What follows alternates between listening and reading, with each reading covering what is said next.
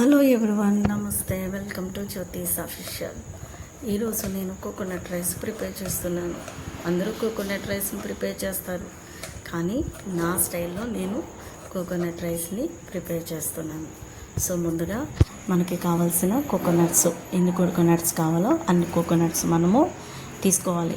నేను 4 కోకోనట్స్ తీసుకుని వాటిని కొట్టి ఈ విధంగా నేను చిన్ని ముక్కలుగా చేసుకుని మిక్సీలో వేసి, ఈ విధంగా మిక్సీలో వేసి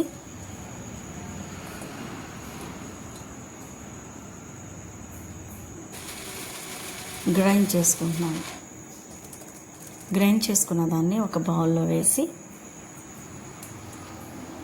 తర్వాత నేను దాన్ని జల్లెల్లో పట్టి పాలని తుప్పుని సెపరేట్ చేస్తున్నాను.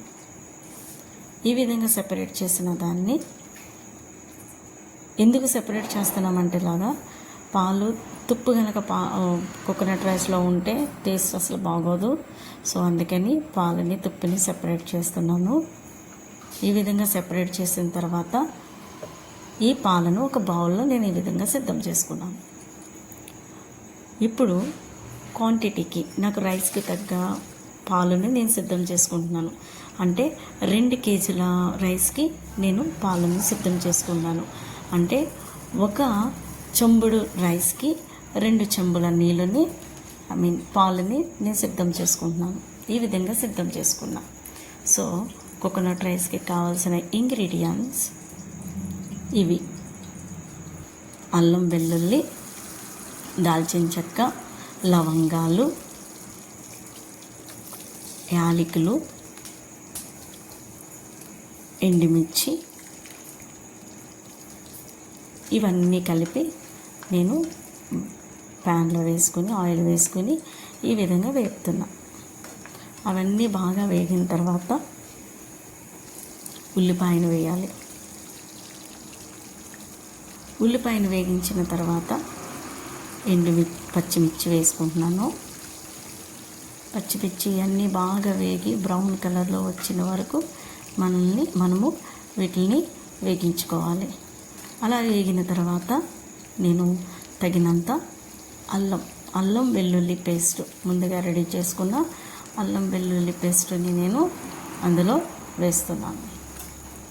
ఇది ఎందుకు వేస్తున్నానంటే, అల్లం వెల్లుల్లి నూనెలో వేగితే అల్లం వెల్లుల్లి వాసన రాకోకుండా ఉండటానికి నేను ఈ విధంగా నూనెలో వేగిస్తున్నాను.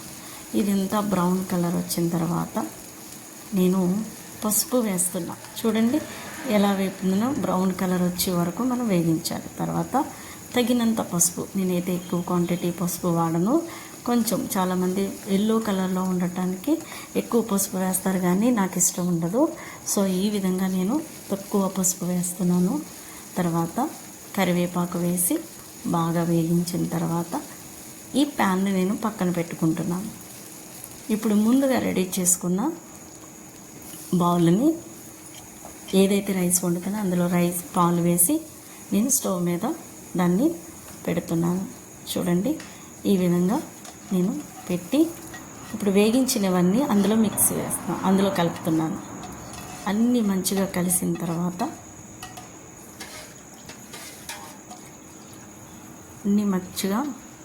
తర్వాత తగినంత ఉప్పు, చూడండి తగినంత ఉప్పు నేను వేస్తున్నాను. వేసి మళ్ళీ కలిదిప్పి నేను మూత పెడుతున్నాను. మూత పెట్టి ఇది పొంగిన తర్వాత, పాలు పొంగిన తర్వాత ముందుగా నేను రెడీ చేసుకున్న బాస్మతి రైస్, నానబెట్టుకున్న బాస్మతి రైస్ని చూడండి ఈ విధంగా వచ్చిన తర్వాత మొత్తం కలిదిప్పుకోవాలి. ఎందుకంటే పాలు గడ్డలుగా ఉంటుంది కదా, అది ఎక్కడ వండుకోకుండా ముందు కడుపుతో దీన్ని కలిదిప్పుకోవాలి. తర్వాత బాస్మతి రైస్ని నేను ముందుగా నానబెట్టుకున్న బాస్మతి రైస్ని తీసుకొని అందులో వేస్తున్నాను, పాలలో వేస్తున్నాను.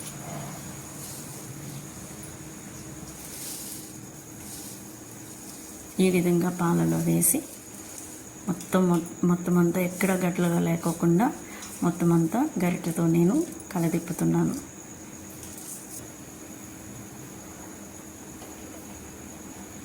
ఈ విధంగా కలిపిన తర్వాత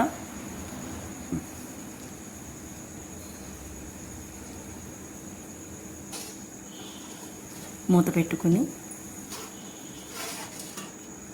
హై ఫ్లేమ్లో ఒక 10 నిమిషాలు ఉంచుకోవాలి. తర్వాత పాలన్నీ ఇలా ఇంకే వరకు మనం ఉంచుకొని తర్వాత లో ఫ్లేమ్లో